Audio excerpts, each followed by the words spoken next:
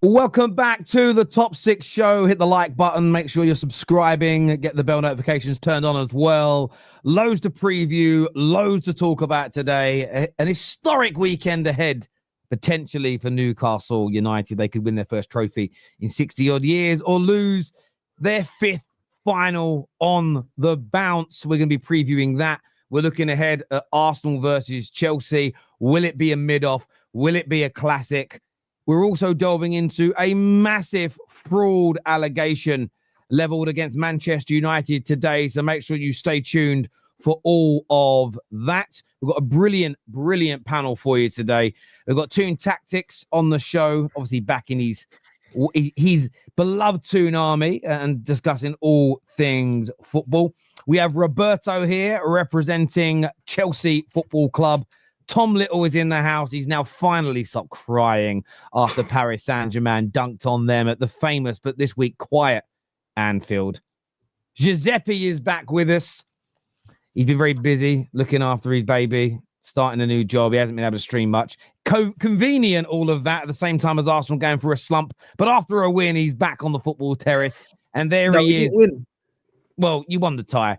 And there he is. You've definitely dyed your hair because the grey has gone this week. I haven't. You can see it. Oh, just about it. Look, I thought you'd just amend your hair, Henry. Everyone right? Thinks I haven't done anything to my hair. I've just washed it. That's all I've done. Oh, so you normally come on. There's a lot of grey there. But we're in the quarterfinals, so who cares? You are in the quarterfinals. You really, really are. And are you still Ange out? Because every week I see you Ange out, but then you're in the quarterfinals of a European competition. Yeah, I am still Ange out, but I think when he gets things right, you have to praise him. But that's not very often. He got things right on Thursday night. He took off Van de Ven when he needed to because he's looking at the bigger picture. He went with Utd, who can beat a man rather than that scrub Brennan Johnson. And he turned up with a brace. Son actually looked good. That looked like the Son from 3 or 4 years ago, running at his man. Just didn't get his goal. He was desperate for that. Obviously, we had a couple of nervy moments. They had Troy Parrott. I mean, couldn't even get a game for us, and then he's causing havoc at our stadium. But I've just filmed a TikTok saying that if we get past Frankfurt, I think we beat Lazio or Bodo Glimt because I'm not really concerned about those. Frankfurt, for me, that's the ultimate test. They're a much better side than anything we faced. They're in the Champions League, top 4 race in the Bundesliga. And they've won the Europa League in the last 3 or 4 years. So they've got pedigree in this competition. I think we've got a lot easier side of the draw than you guys. If you face Bilbao, be honest, I think Nico Williams the other night against Roma was insane. But yeah, I mean, there's a bit of optimism about me now. It'll all probably change when we lose 3-0 against Fulham. But there is a little bit of optimism. It's probably hopium, and it's probably just going to be all come crashing down on me in May when we're 15th and out of all 3 competitions and Ange Postecoglou extends his contract. That for me is the worst thing. But yeah, I mean, so far it's Europa League or bust. So yeah. So it's bust. Yeah, it's bust then. pretty much. I mean, the Frankfurt, the fact that the first leg's at home. The last time we went for a European competition and the first leg was at home was Ajax. Now, that was many, many moons ago now. I just think... Yeah, but that was when you had a decent team. Had a good team and a good manager. Now, I don't know. There's something about how Spursy would it be to get through to the final and be 16th in the Premier League. Now, that would just be typical Tottenham. Yeah, but then you'd lose the final. If we're going for typical Tottenham, we'll lose the finals. That'll be even worse. I will say, sorry, go on. Go on, Phil. Go, you're a guest man. Go on. No, I was already going to ask Henry, like once the game happens with Eintracht Frankfurt, I'll be interested to see what his thoughts are on Hugo Ekitike. I do think he's definitely a rising talent, and so I'll be really curious to see what you kind of think. Hopefully, it doesn't cause you, obviously, Tottenham too much damage, but he's a rising talent. I won't be surprised if he's a player that we're talking about in the summer. So yeah, I think he'll get a Prem move. He does look, a decent player, and not only that, looking at our centre backs, Danso, it's unlikely he will play because yet again we've got our 18th hamstring injury. Who would have guessed it playing with a defensive line near the opposition's final third? I'm not really surprised. Yeah. And now the weekend, I think it's going to be Romero and Archie Gray. I think they will bubble wrap Van der Ven, but he's going to cause us problems. That Frankfurt game. I mean, I was in a group chat earlier, and we're somehow still favourites for the Europa League. I don't think we should be even favourites for the tie. Frankfurt are a much better football team than us. But it's, they've got they've got a decent midfielder as well who can cause us huge problems as well. The one that played for Bayern. I forgot his name now. Goethe. Yeah, that's that's the one. He's he's going to be looking at it going. I'm sorry, Henry. If Mario Goetze is striking fear into your heart in 2025, then he's not going to strike fear into our hearts. But he's just going to be in the change room going, lads, it's Tottenham.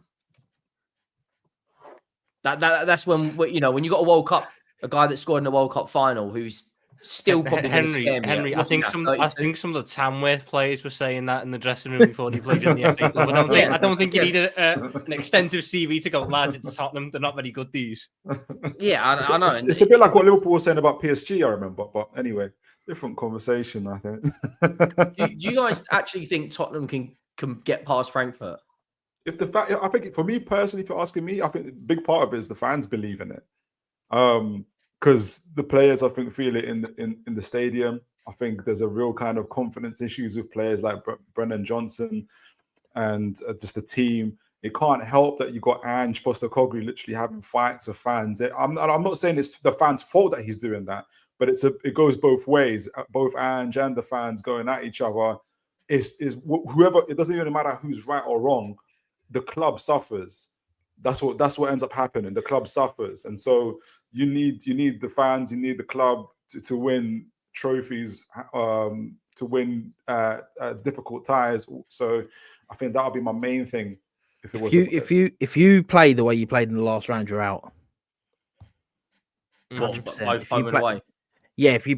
But you weren't that great either game. That team that you played. Do you think we all play like that though? Because I think. I don't know. Listen, I don't know. You're Spurs, innit? Like, are you away or home first? We're at home first. That's the problem.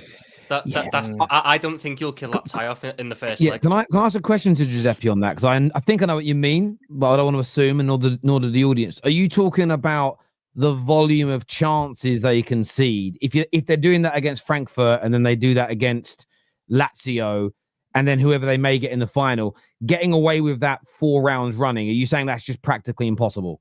Yeah, literally. Like, let's be real. As he said, they were getting run through. They were getting harassed by Parrot. Now, if Frankfurt are doing that with their players, obviously you're lucky they ain't got Mamouche no more. That was obviously really good for them, but they've still got quality there. I just don't see Tottenham being able to withstand. But you never know, innit? You never know. But I just don't see if Spurs play like that. Spurs can win. Spurs should be, like, if you look at it, how they can play, they should get to the final. Like, their team is superior to probably the teams they're going to be playing on paper. We should, fingers crossed. Then you are 15th in the league. So we should have a fully fit squad for the Frankfurt game. Other than obviously Danso. So what would your midfield be then, Henry? What would your midfield be for that game, do you reckon?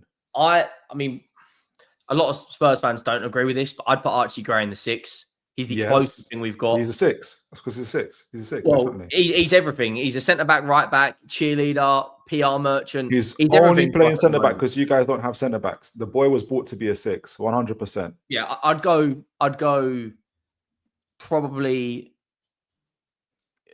Gray, Sarr, and Maddison, and I'd move Kulu back out wide. But I like the fact that Odebear is probably the only wide player we've got who can actually beat a man. Brennan Johnson, I mean, he can't win a duel. He can't win a header. He can't beat his man. He's just a danger at the back post. So I'd probably go Solanke, Odebear, and Son. The issue's going to be is that left back position, because Jed Spence for me he's our best fullback. Mm-hmm. But I know for a fact when your doggy's back up to speed, Jed Spence will go on the bench again. And if he goes to the bench, I'd drop Pedro Porro to the bench.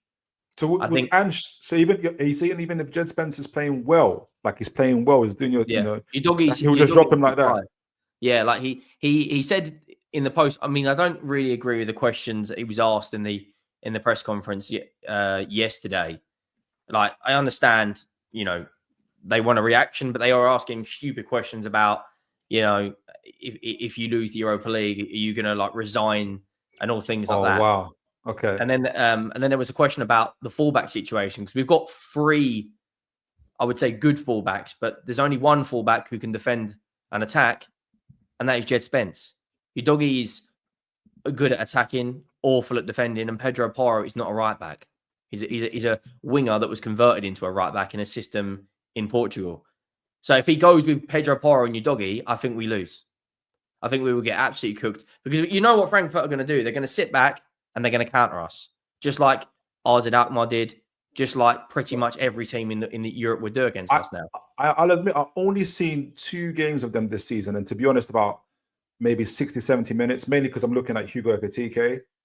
I saw the game against, who did it just beat? Was it they just battered Ajax home and away. Ajax, that's it.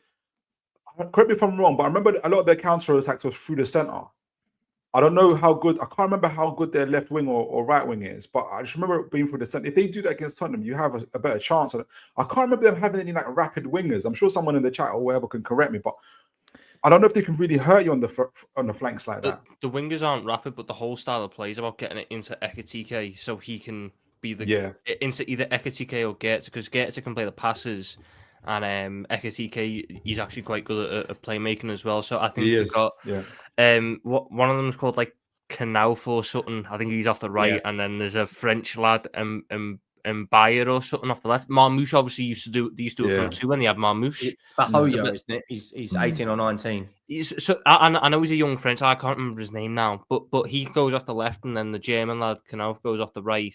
Ekitike's at the tip, and then there's Goetze who just sits in the hole behind with a bit more of a free roll. But they were doing a 4-4-2 with Marmouche, and that Goetze wasn't really playing as much. But that was when you were seeing the real counterattacks at the end. It's I what I love about the Europa League, and obviously, United, the benefit for us is that we haven't really conceded too many goals outside of the couple of penalties. There's loads of teams that could win it. I really think it's an open tournament, but in a really positive way, if that makes sense. For me, I actually don't have Spurs or United in the top 4 favourites to win it. I have Bilbao, Frankfurt, Lazio, and maybe Man United top 4. Leon and Man United, in and around that.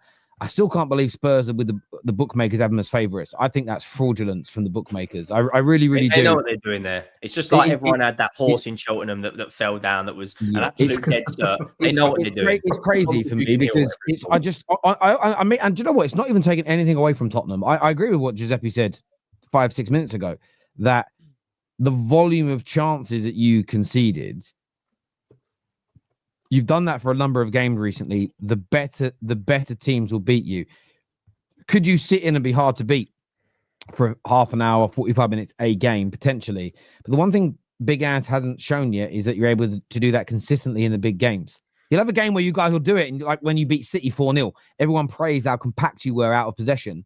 And then you'll go like 2 months without doing it again. And that I think that's why it's hard for me to look at Spurs and say, of course, there's a chance you can win it. I don't do any of this 0 chance nonsense.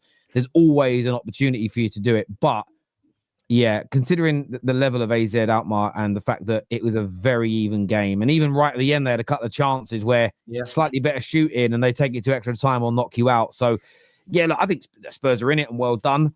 I don't think, I can't see you winning it personally. Terry, do you think? And I don't know if maybe to the panel as well, because I had a chat with a few guys about this when talking about Ange, because you literally just mentioned around that you don't think they'll sit back, which would help them actually to get across the line.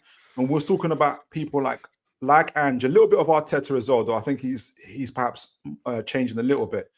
I know Ange maybe they won't say necessarily he's a direct like Pep disciple, but it does kind of follow that mold.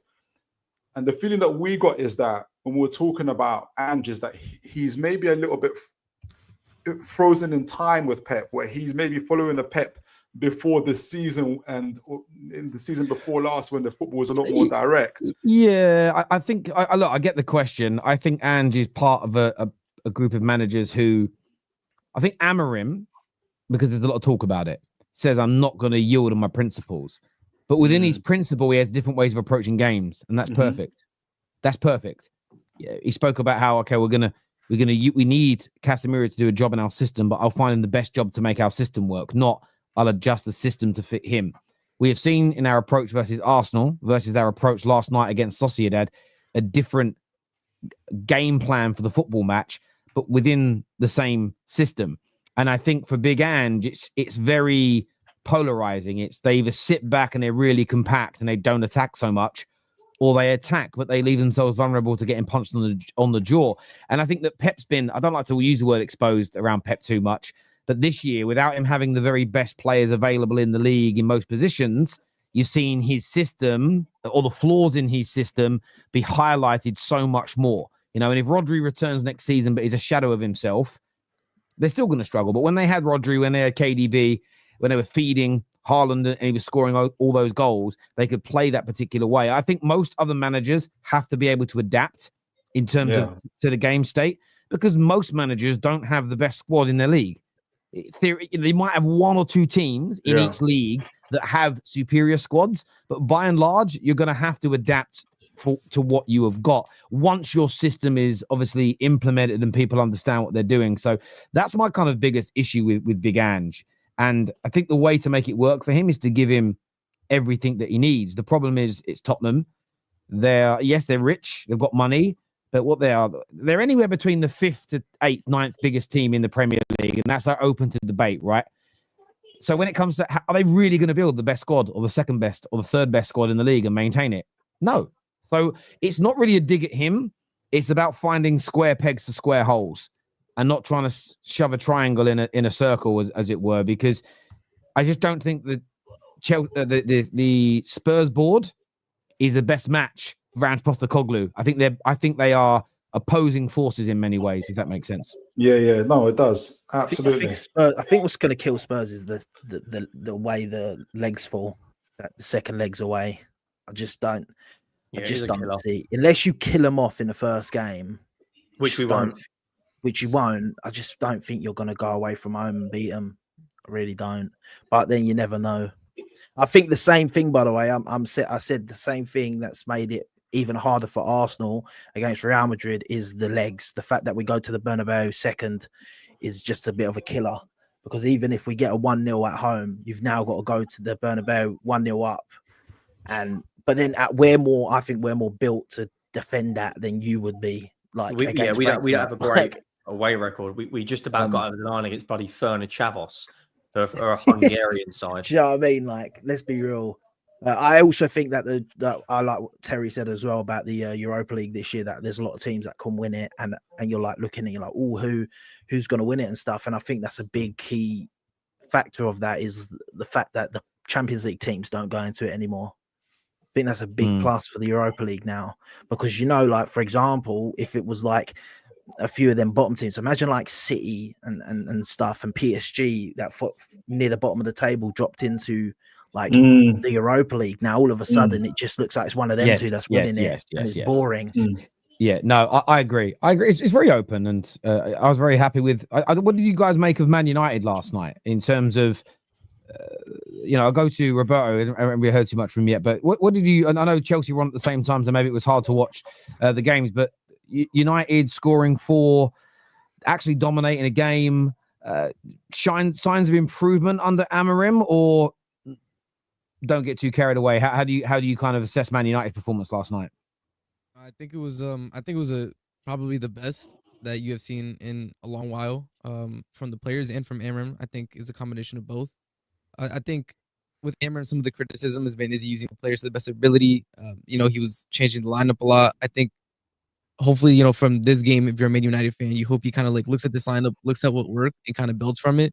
Because I do think that it was a dominating performance, something that you necessarily haven't seen from United in a while. And I think there's a lot of positives to take. I think it is kind of funny how I think United fan base to a certain extent, there's a lot of like anti-Bruno sentiment, but being quite honest, he's one of those players who just shows up when the moment requires. I think it's kind of one of those things where you have to take the good with the bad. Like, yeah, there are going to be times, you know, where he overhits passes, where he shoots in moments when he maybe could have passed it, et cetera, et cetera. But he's also going to show up in moments like this. But I think there's a lot of positives to take. I think moving forward, and I said this, I think that Amram's a very, very good manager. I think that the team, maybe it looks like they're showing signs of life. They're showing like they're understanding the system a bit more. Other players are kind of getting used to it. I think it also helps when you look at a player like Xerxes that I think was going through a tough initial period, you know, adjusting to United. I think, you know, the fans were kind of booing. He was getting subbed off early. I think, you know, he's kind of found his footing. I think like he looked really, really good in the game. I think there's promising signs. Definitely there's promising signs. I think in terms of the league, I think that's a bit more difficult. I think you kind of just dug yourself into a hole with the bad results. But I think for Europa, yeah, I think it's quite even. I think if you keep this level of performance in the Europa, I think you have a good enough shot as the other 4 or 5 teams that could be considered favorites. Yeah, I think Man United. I actually think Man United are gonna end up winning it. Annoyingly, don't want them to, obviously. But I just think like, funny enough, like we're talking about the 15th and that, and I think that's the reason that they've got the best chance of winning it. I think if they were sitting 6th right now, and they were focusing one eye on that Champions League spot, getting top 5 or top 4, whatever it is for Champions League, it might detriment them in the Europa League and make them think, maybe go, oh, what should we do? Now they can just, it is what it is at this point. You're not getting Europe. Like I can't see a way in the league of Man United getting Europe now. There would have to be literally flawless and hope for other teams to drop off a bit to get Europe. So I think that actually kind of helps United, them being where they are. Same with Spurs, but Spurs are crap. So, and they ain't got the heritage. So there's no way if they face Man United in the final, Spurs win. So, and I think the defensive part of Man United's actually been there this season. And, you know, in cup football, like definitely that, like, and I think that's why Arsenal have got like a bit of a chance in any game in Europe as well, because of the defensive side of our game. But obviously the teams that Man United are playing in the Europa League, definitely they can keep them out. So yeah, I mean, Leon have got a very, very competent, very skillful, highly technical attack, and that's going to be a massive test for our defensive line. But that's the one thing I'd say. But a lot of the goals we've conceded under Amorim are mistakes and errors or soft penalties. And I know we got a couple of our own soft penalties last night, but I also think Sociedad got a couple that I just don't. In the Premier League, they often don't give those penalties to where a defender's about to clear a ball or attacker's about to shoot and the opponent kind of steps in the way. I've seen them play down loads where in UEFA they are given, and I understand why they're giving us fouls, but in the Prem you don't get them. I think the one on Rasmus would be given in the Premier League, to be fair, because he's about to shoot and the foot he's about to kick with gets clipped underneath him. I thought the Dorgu one, Dorgu one was weird. In real time, it looked a pen because the player, yes, he stops and stands his ground, but he stops after he jumps into the player's path, if that makes sense. And when you slow the Dorgu one down, it doesn't look like a penalty. In real time, I thought that it was, but look, UEFA gives soft penalties. I still ain't forgiven them for the one we conceded against Sociedad on the day the Queen died, actually, that day was, where we made a brilliant block, it hit a foot, hit a thigh, and then hit an elbow when it was tucked into the body, and those fuckers gave a penalty. So for me, just for being a biased fan for a second, don't give a shit about Sociedad conceding those penalties last night. But look, we've got a chance. We've got a chance. We've got a growing confidence. I've been very level-headed with every good performance this season. I'm not getting carried away. I have seen some really good green shoots of improvement system-wise in the last 2 or 3 matches without us being perfect. We've seen Dorgu last night, I thought was excellent. And it's just little things he does, good technical ability. But what I like is that he just has acceleration, he has strength, he has power, he has pace. And there were little things he was able to do last night that Maz in that position hasn't been able to. So he'll get the ball past an opponent and there's 50 yards to run into, but he's got the acceleration and power to get away from an opponent, where Maz starts running and he's quite easily caught up with. So I've seen some really good green shoots of hope for our future in relation to the system. Hard to break down and hard to beat. Also creating opportunities. I thought Xerxes was great yesterday. And then Bruno Fernandes to boot. Just, you know, first, I'm going to say this on every stream until the beginning of next week. I don't care. First midfield player at Man United first in Man United's history since Sir Bobby Charlton to score a hat-trick in a knockout game of football since 1964. And that's playing central midfield. You know, Sir Bobby, the late great Sir Bobby, was an attacking midfielder stroke second striker in that game. So playing much further up the pitch than Bruno Fernandes was. So, yeah, look, very, very proud of the performance last night. We have a chance of winning the tournament. I still put Bilbao. I still put Lazio. Those two, I still put above United, maybe Frankfurt as well. Lyon's an interesting one. The attack looks really good, but for what I'm going to sound like Don here, done my research, I think their defense, we can get at their defense, is how good we are clinically. So if we can have some defensive masterclasses, like we've had away in a number of big teams, and not concede too many opportunities, and we can take some. It's why we've got also get Rasmus Højlund scoring. Whether people like him or not, it's not about defending him. It's if he could get a little bit of confidence in these games, that could change our fortunes. But Mainoo's on his way back. Mount's coming back. There was a report today, and I hope it's true, that Ahmad could actually be back in training earlier than expected in early April. And it's only an if, because it's not been confirmed, that's true, and he comes back, I think that would also add, if we could get him and Mainoo back into this team and fit, there's definitely a chance of winning it. But the consistency of performances needs to be there. So, yeah, I'm not getting carried away, but I hope we for can. United is I think the game that matters most for you, obviously you need to win your games, but you kind of could do with Rangers getting beating Bilbao, because I think Bilbao are the team that just match up perfectly against you. Yeah. Whereas Yeah. Don't get me wrong, I think United going away to Ibrox, I don't think your squad's got the greatest mentality, and that has been a tough away ground for a lot of good teams in recent years. But you can beat Rangers. You have beaten Rangers this year. Bilbao, the problem with Bilbao is you've got Nico Williams, you've got Iñaki Williams, you've got Sansei. That is a quality team. Right? Forget how good Bilbao are. Man United's away record in Spain is abysmal. We've only won like 20% of our games there in our history, and nearly 100% of our away, about 80% of our away wins in Spain have come against Sociedad. Right? So we have a terrible record. So I want to avoid them. I would rather be facing, well, not Real Madrid, they're Spanish. I'd rather be facing Liverpool. Right? I nearly think because they're Spanish as well. I'd rather face any other team in Europe than Bilbao, based on the fact they are Spanish, and we have a terrible away record in Spain. But that being said, we haven't got a great mentality. But under Amorim, by and large, in the majority of our big and important away games under him, defensively, we've been relatively sound. So if we can I think in knockout football, of course, scoring goals is key. But you can theoretically win and go through the tie without scoring a goal. Mm-hmm. The most important thing, and it's why Benitez and Unai Emery as examples were by and large excellent cup managers at their clubs, is because in those cup games they could be defensively solid and not concede. And I think that's a really important component for us. Only thing is, I feel like for Tottenham did a little bit of a disservice, because in the Europa League it looks like they've got 3 clean sheets. Man United got 2. They've conceded as many goals as Man United have. They've scored as many goals as Man United have. And in terms of goals per game, just the same as Man United. You're forgetting the key stat though.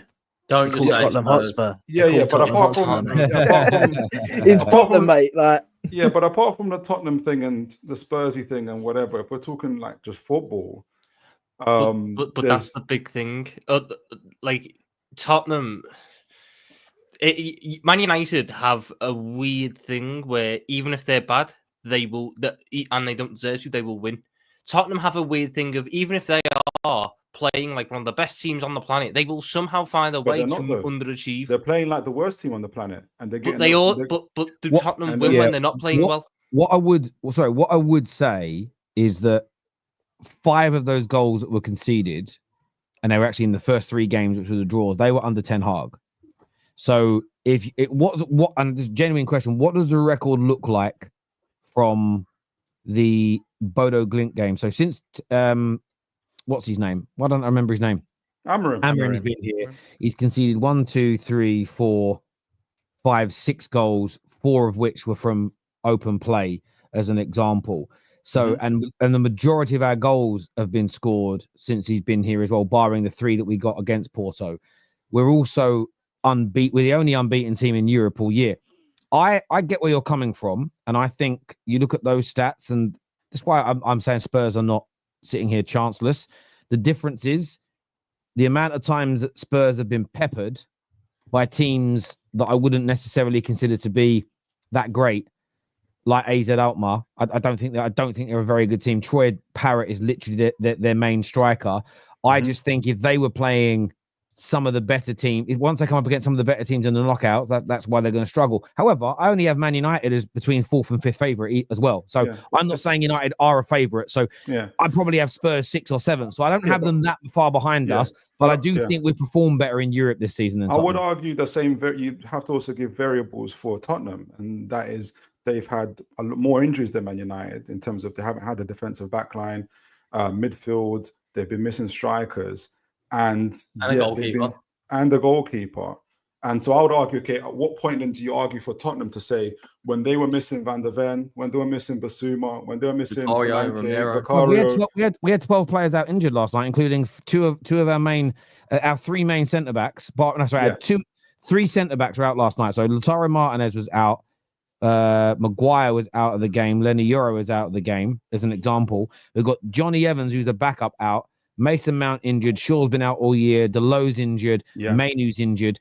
So we've played how many a lot did you of concede? We conceded 1 from a penalty. What did Tottenham concede? They conceded 1, but they conceded loads of open play chances. We didn't really concede a gilt-edged chance against us in 2 games, barring the last couple of minutes. So that's what I'm looking at the game state, and Man United. And again, I don't have us as the favourites or even in the top 2 or 3. I feel that under Amorim, especially in the bigger games, we have got to a point where we can play and we can reduce the volume of big chances against. Tottenham, in multiple European games this year, have been fortunate that the players taking the shots haven't been the best, like Troy Parrott. But as they go up against Frankfurt and then potentially Lazio and then potentially Man United, Lyon, or probably Bilbao in the final, those teams all have better attackers and better strikers. So just basing it on what we've seen, I think Man United have a slightly better chance of winning the Europa League than Spurs. But I'm not saying country miles. But Tottenham have also got players coming. The same argument could be for Tottenham. They've got players coming back as well, and they'll be getting. I also think that Amorim will also actually look at who they're playing and set up to play who they're playing, rather than Spurs that will just go with that same thing and it won't work and that's it. I generally do. I think it comes down to the simple fact of Manchester United have a much better manager than Spurs. I would also argue that if you look at recent history as well, I'd also give it, like Sarah's saying, like in the big games, but also this team and the players in this team, they've also experienced knockout tournaments and won, right? Like you have people there who won the Carabao, who won the FA Cup, and for me, like that's that edge that just Spurs just don't have. Under Ten Hag. But no, I'm saying the players though, the players themselves, right? Like when it's crunch time, when it's knockout tournaments. Well, yeah, I mean the players have won, but also Ruben Amorim has won a lot of things in the last few years. So, by the way, I mean Spurs have beaten us 3 times this year, and I don't really want to play an English team in a final because there's always more banter if you use that. And again, if I'm going to put us in order, I think Man United are 4th, 5th favourites, and I think Spurs are 5th or 6th favourites. I don't see a massive difference. I just feel that if Spurs improve their performances and stop conceding so many gilt-edged chances, my mind will change. But I think, as Giuseppe said, based on the volume of chances they keep conceding, you're not going to get away with that round after round. Man United could get away with not converting chances, but if we limit our opponents to barely any goal-scoring opportunities, we could still go through. It's very unlikely if your goal gets peppered regularly that you go through, unless you're Real Madrid. And I know they play in white, but I can't give them that Real Madrid. You know what I mean? It's Madrid can get peppered for games. Courtois can make the saves, and then Vinicius goes and gets the winner in the last minute. I don't see Spurs doing that personally, but yeah. I think you've actually underplayed that there, Terry. Real Madrid can get battered across 2 legs and then have, for the first time in history, a double tap penalty and a penalty shootout, which has to go to VAR to overturn to then make sure they get so long. It's so long for us, man. These guys just have some black magic, and we have the opposite black magic in the Champions League. We have the opposite. Question to the panel, though. Genuine question to the panel. If that was your team, if you've been the better team against Real Madrid across 2 legs, you've taken them to penalties at home, and then you go out because your player has double tapped the ball. and therefore the penalty that was a goal now isn't a goal, and then you go out on that basis. Tom, I'm telling you, that would be it. I'd give up. A lot of people. I got watch something else. A lot of people might even call me crazy, yeah. But I reckon I'm gonna be that person. Like I have this feeling that we are gonna be the better team over both legs, and I'm not saying we're gonna win. Yeah, I think we might end up being a better team in the Real Madrid game and still go out to them because they just have that. Giuseppe, you don't need to tell me. I watched my team's greatest ever Champions League final performance, batter Real Madrid and lose 1-0. I know what it's like. Don't worry. His life. Yep. Honest to God, like I don't know what deal with the devil they've done. I don't know how much you know when you guys got left to sell, but they keep finding a way to get. You know when you say I'm looking at this, they just say it's Madrid, and somehow, some way, they get over the line. So I'm watching. I was like, I've gone to the point where I was looking at who's on a yellow. I'm like, someone needs to wind up Rudiger because he's one yellow away from missing the game. Make him miss the Bernabeu game. But then again, Declan Rice is the same, and 100% their yellow card. It's the first leg at the Emirates, or yeah, it's not. You gotta go Bernabeu. And the worst thing is, Declan Rice, is on a yellow card. It's gonna happen. Do you know what's crazy? And he's gonna get the yellow. They're gonna get I feel like Madrid have that thing where he's gonna be yellow 2 minutes into the game. The part about that penalty, which is crazy. I understand it's a rule, and in the moment, everybody's like, "That's crazy." But I knew what they're doing now would happen, where they go, "Oh, we may need to rethink not allowing the penalty to be retaken because now that it's like they do this with a lot of rules. Now that we've actually seen it play out, it feels really messy and unfair. And even if you don't think it's unfair, it definitely broke the stranglehold and the drama that a penalty shootout holds because everyone sat there confused and wondering what was going on, especially if you're in the ground. So the most gutting thing for Atleti is that they're going to change the rules on it, and they'll probably change it to a double tap means you get to have a retake. But it's always gutting when you're the, I think about all those players. I think about all those players that missed Champions League finals for the second yellow card, and now that's not. They've got rid of that rule because they've realized it's unfair. But the people for 10 years, players missed out on that final. Sometimes like Darren Fletcher, completely and utterly shouldn't have been booked in that Arsenal game. And then they changed the rules. I always wonder how those players feel, or how that's the gutting thing when they realize that's something else. They change it. I know we can't go off top. That's something else though. This year, they haven't changed the yellow card rule, despite the fact there's more games needed to get to the cutoff point. So it's still 2 yellow cards and you're suspended, but there's now an extra 2 games in there. It should have went to 3 yellow cards before you suspended. But now you've got a lot of players in suspension trouble. I'm a believer of once you get to the knockout stage, nothing should carry on into the next game apart from a red card. I don't care if you got a yellow in that knockout stage and then a yellow in the next knockout stage. That shouldn't matter, man. Like, to be honest, in my opinion, I think each game should be a refresh. I get that. Each game, because then you're going into these games and it's not really.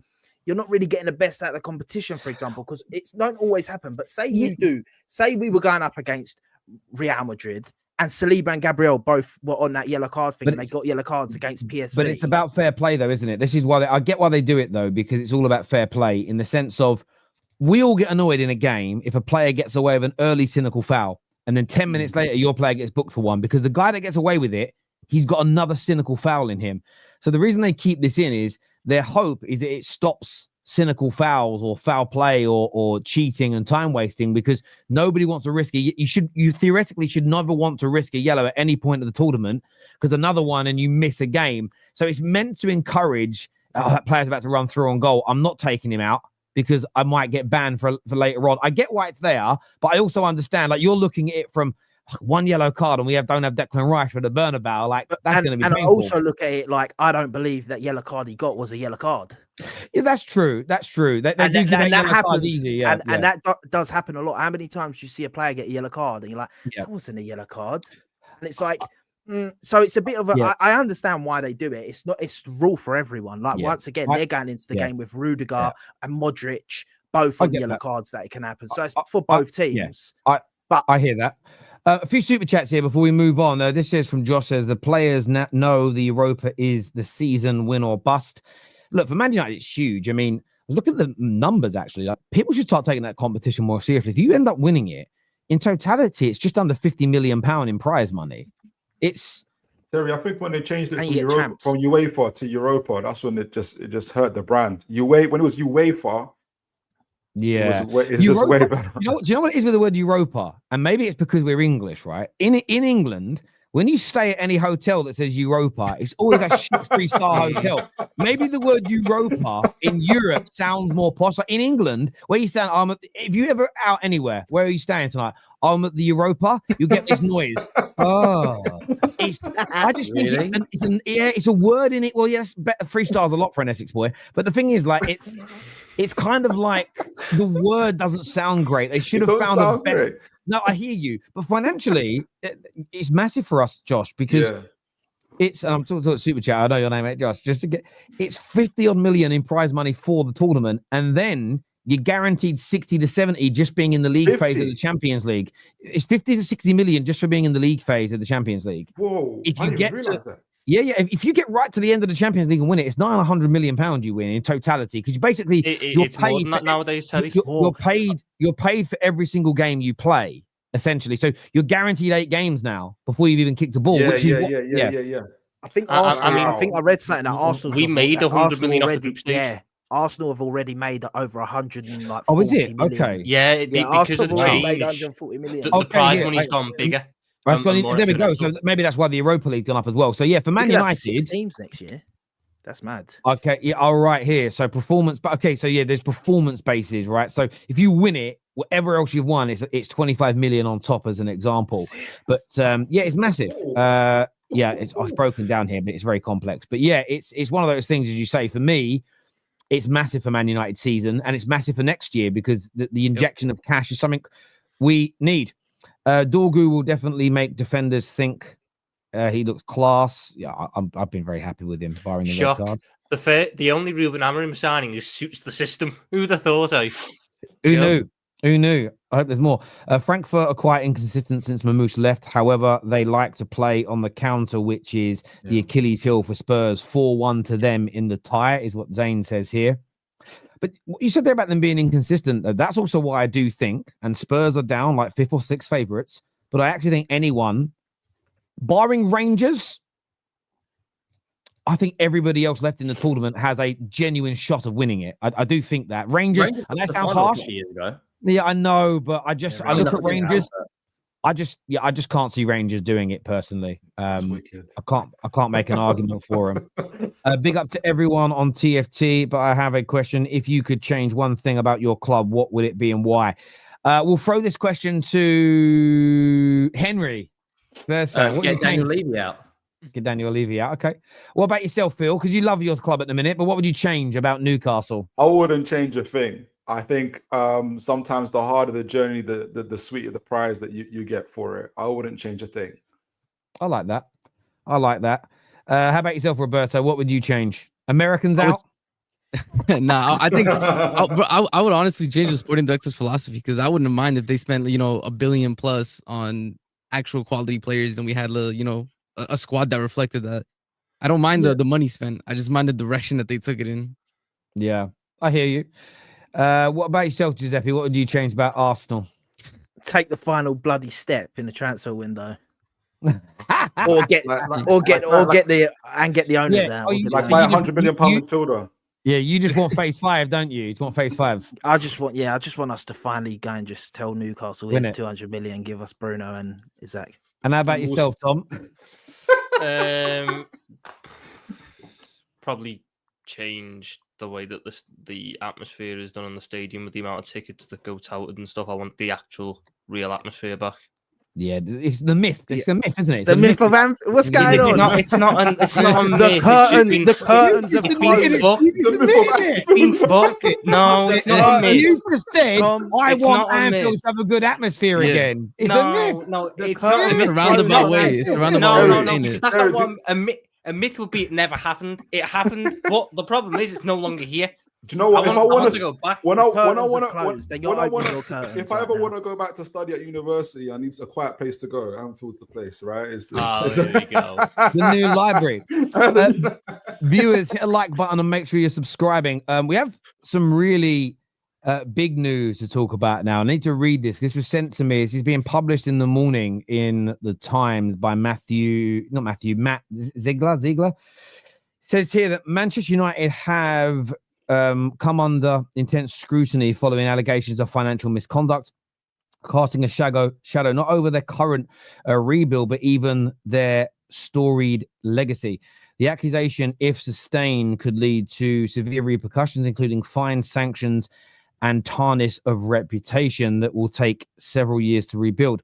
Such developments not only undermine the integrity of the sports, but also erode the trust of their millions of fans around the world. Amidst this turmoil, it is worth noting that while some clubs may face, other clubs have faced allegation for financial misconduct, what Man United are accused of is considered much worse.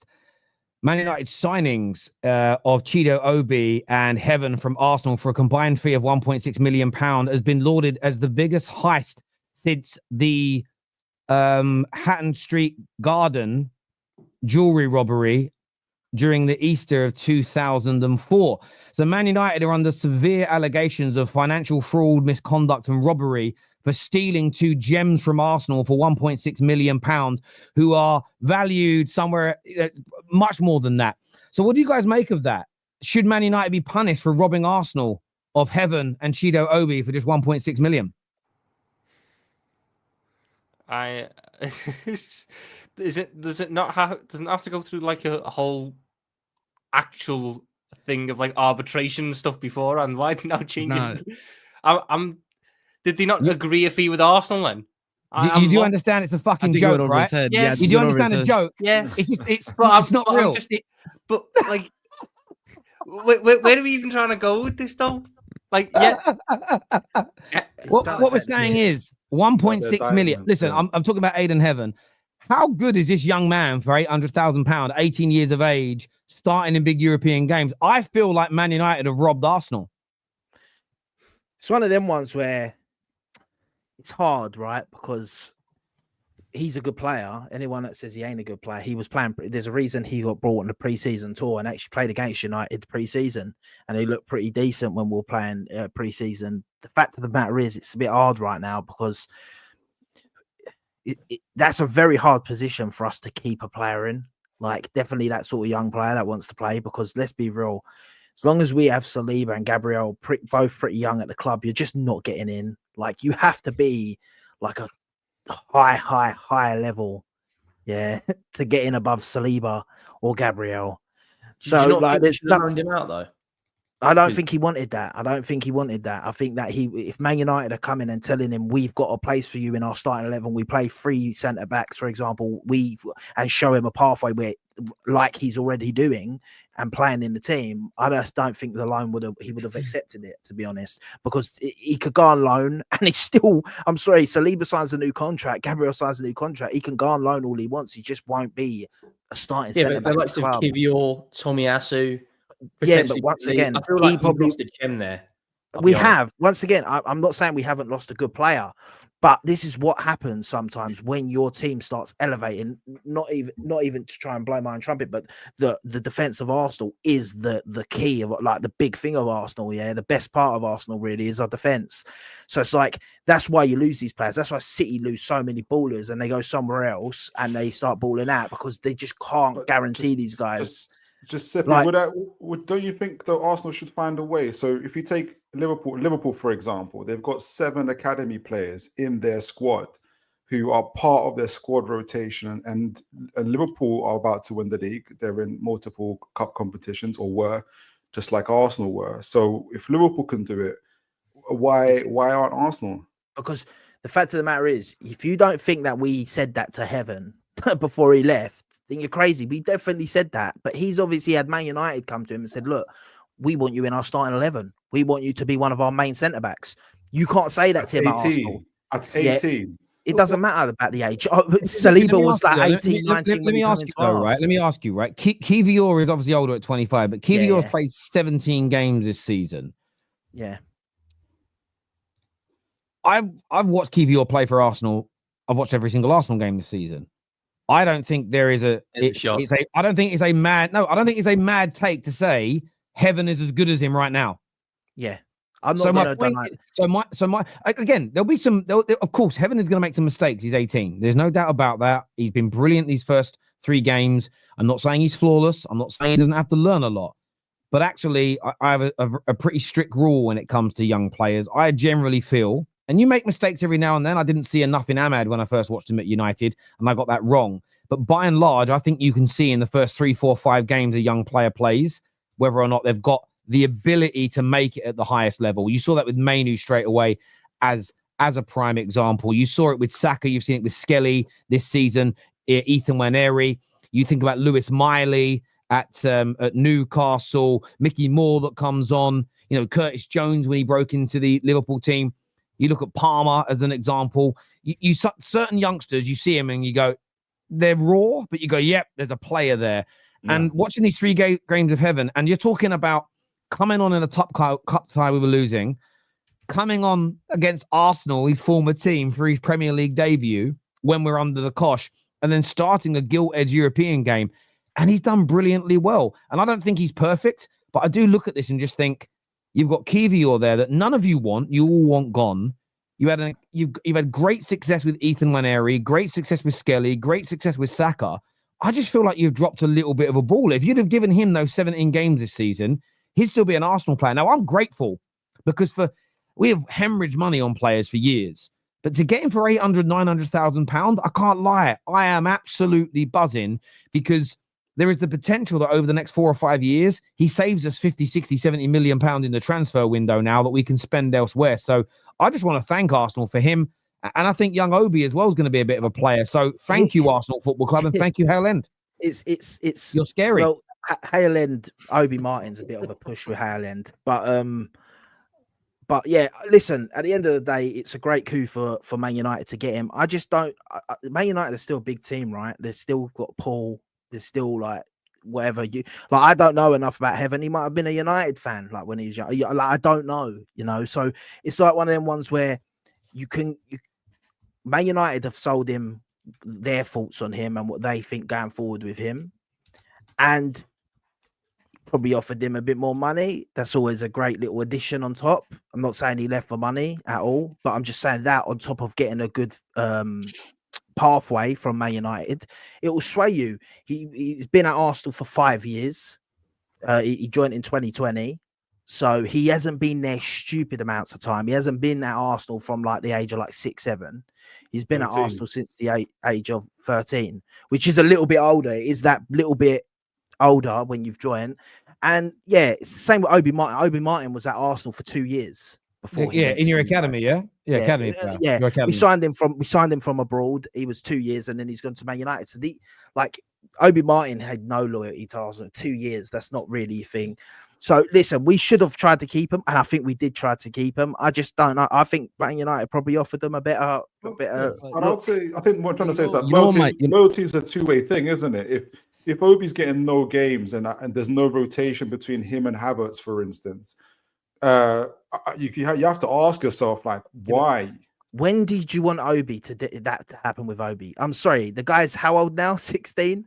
Last year he was 15. He went at the beginning of the season, bro. He didn't even give this season a try. He might have been playing with all these injuries. Obi Martin might have been our starting striker this season. Yeah, but look at Waneri and that. You don't know. That was last season, though, isn't it? Because Heaven, it's not the first Arsenal player to go. Yeah, but listen, but then once again, they're not concerned about the pathway though. Because if these players are going to get opportunities elsewhere, I've watched two of the best young players in the league this season come play for Arsenal right now, and they've got into the team. Yeah, two. Yeah, well, would you expect when you're competing for leagues? Yeah, I'm not gonna lie. The last few seasons we've been competing for the Premier League, right? When you do compete for the Premier League, there's only so much you can do for putting these youngsters in, right? We've gone out early in cups, yes, whatever. It's not easy to always get these youngsters in. They've got to have a bit of patience. Some do, some don't. Yeah, look, the same way people say they left, every club, yeah, and their auntie wanted Ethan Waneri, and he's stuck at Arsenal. Yeah, and he stayed at Arsenal, and now look at him. He's playing well, and now that's it. He's going to be in and around the team. Playing because Saka's not there. We just made the example. No, of, but of- that's a Yeah. lie because he was already there sniffing around before that. Like, It's do you know not what I like mean? He because was, Saka's not playing. Saka's literally injured right now. and that's why he's Wanero getting is playing. as much game time. Yes, but he was already on the bench. He was already there. They got brought to preseason. Heaven as well brought to preseason with the first team. Like, you can't just listen. What do you want us to do? Play Heaven like over Saliba or Gabriel? No, your argument is no one's saying that, but I think Yeah. I think the issue with Arsenal, because by the way, this is not just Arsenal. I think it's the same problem with Chelsea, and Chelsea are going to have the same problem with some of their academy players. They won't have it with that Engamoa who joined us because there's no pathway. If your club has senior players in every position as the backups, these young players will go, what's the point? There has to be certain areas of the squad where you allow for your academy to have the opportunity to take that position. I look at Arsenal, right back. Yeah. Thomas Partey was playing there. Why Takahiro Tomiyasu was still at that football club.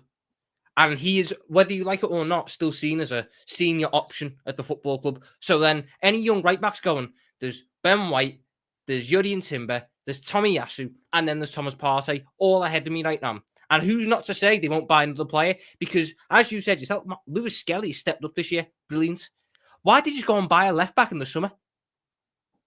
Because you've now just added another left-back option there. So there ain't that many left-back options at Arsenal. Here's the thing, right? Yuri Timber, Calafiori, Zinchenko, fucking Kiviora's played there at points. That's 4 options who at the start of the season seem to be ahead of these academy players. This is my. But then these guys have to look at it.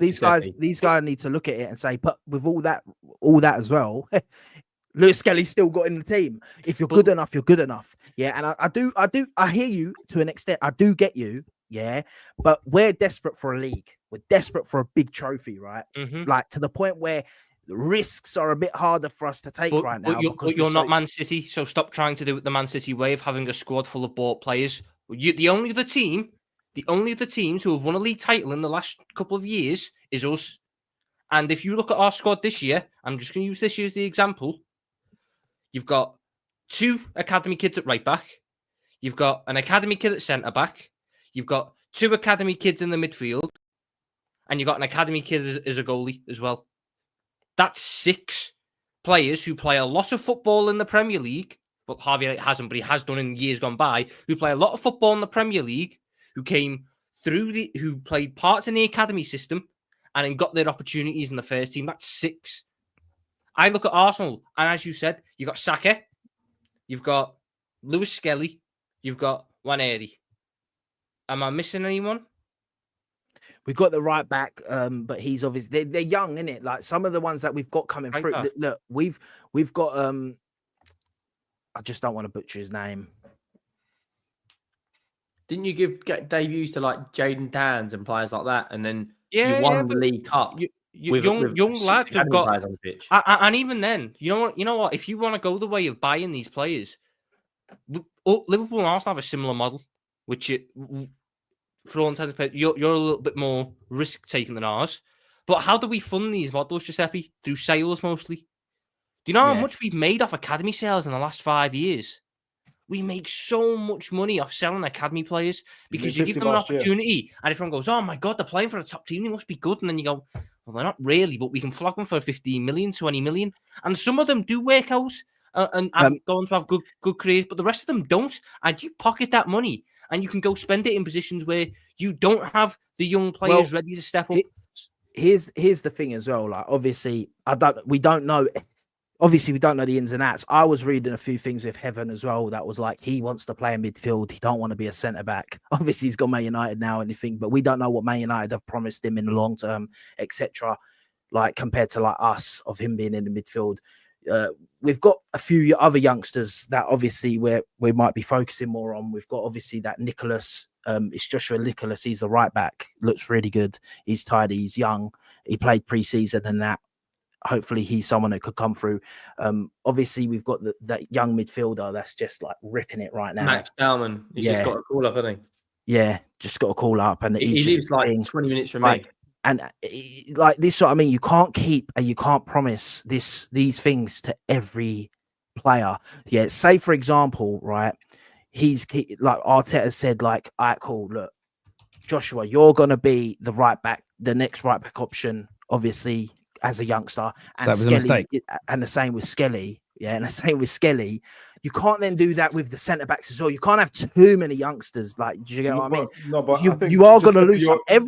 Listen, I'm going to do this because to be honest, listen, they're great players that have gone. It happens. This happens to every top team. It's just been highlighted at Arsenal right now. You're over. I think you're over-egging it. We're not saying you have to have in every position. Your first opening argument was that you're a top team, and that's why. Liverpool are a couple levels above you, and they've got 7 academy players in their team that's part of winning trophies, and is about to win the Premier League.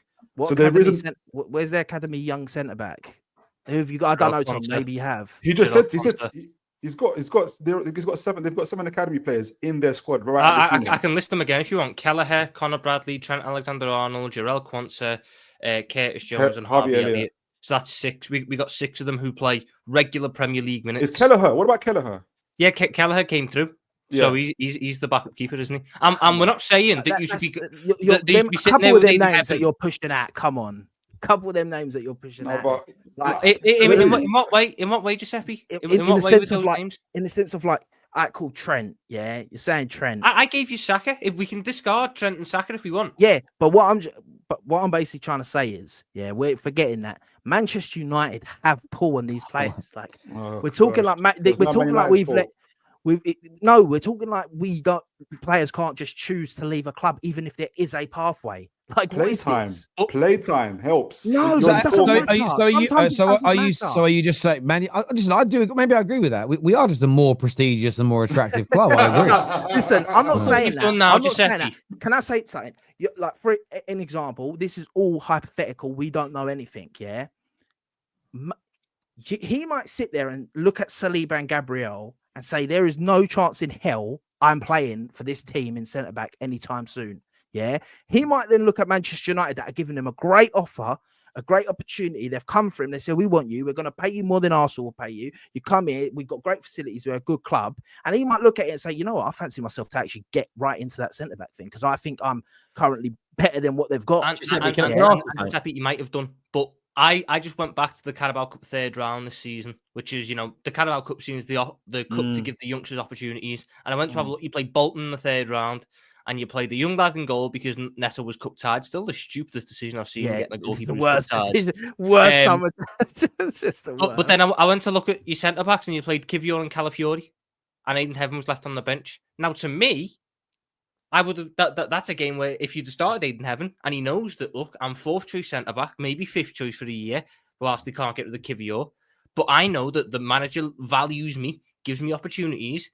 If next year Kivior goes and I move up to 4th choice, why would I not want to stay in front of place? And at Man United, in fairness, if Yoro and Lissandro Martinez and Maguire hadn't all picked up injuries, he wouldn't have been playing these few games as well. So I don't think he's come to Man United and they've told him you're third. We play with 3 centre backs, right? So you can be 3rd choice and you're going to play regularly, right? So I don't think they've told him you're going to be 3rd, 4th choice like straight away. But what I think he has done, he's gone somewhere, listen, that historically has a very good pathway for players. He's taken his opportunity. And what I will say, all aside from Arsenal making mistakes or not, is I've been very, very impressed with the young man. I just wanted to take some time on the Top 6 show to call him out and praise him and just say, well done.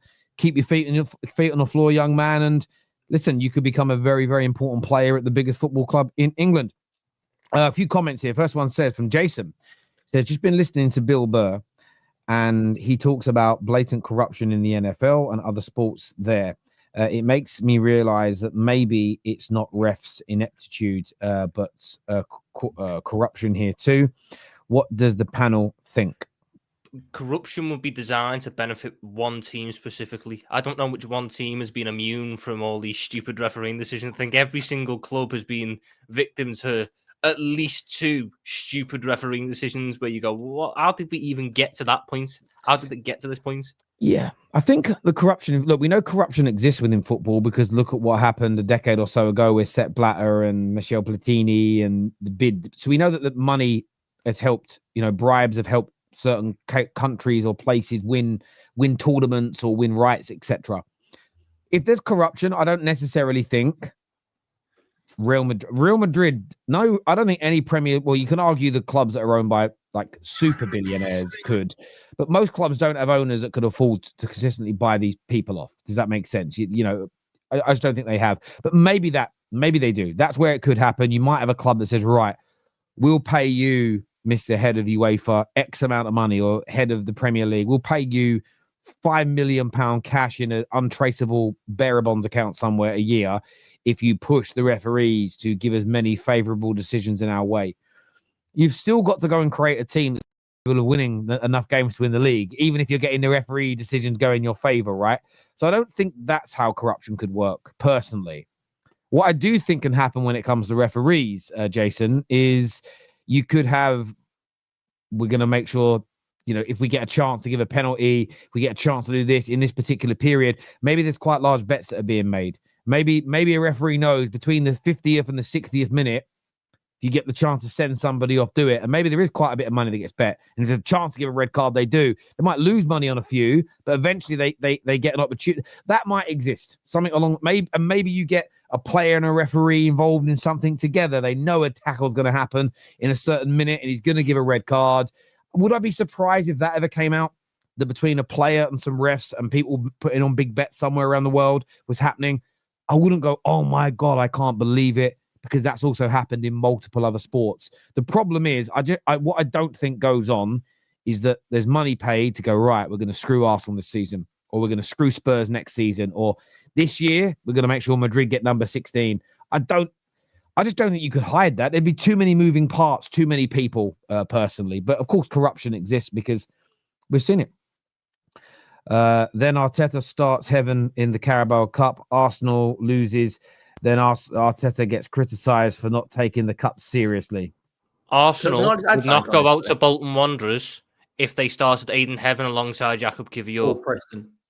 No, I agree. Listen, I agree to an extent with that. And I agree, like, Kivior and that stuff. I do get that. But there's a part of me that just thinks that's not the sole reason of someone leaving the club. Like, I don't think that is solely on he didn't play against Bolton. I don't think if he had played that Bolton game, he then stays at Arsenal.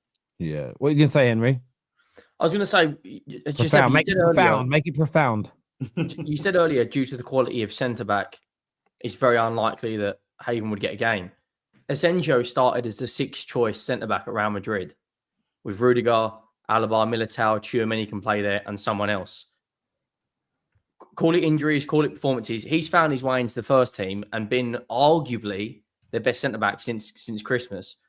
Do you not think that with the amount, and bearing in mind you play more games in Real Madrid because we've got 4 competitions over here, do you not think that one way or another Arsenal should have kept him? Because I think I've only watched him twice now, but that's going to be 3 or 4 years down the line. I hear what you're saying, but I'm you're talking like Arsenal have said, actually, yeah, we're going to sell him to Manchester United. Obviously, we don't know what's happening. You could offer him what you want to offer him. Don't mean he's going to stay. This is what we like. This is the thing. We tried hard to keep Obi Martin, and he just didn't want to stay. He wanted to go to Man United. You can't stop that. I mean, it's the same thing that happened to us with the player that went to Liverpool. Like, sometimes that just happens. I think my bigger issue that I had with the Heaven sale, and I think with just Arsenal in general, is you guys suck at selling. Like, if you're going to sell promising academy products, especially with the way that young players are moving now, get some decent cash for them. 800,000, 100,000. No, we didn't sell him. That's a compensation fee.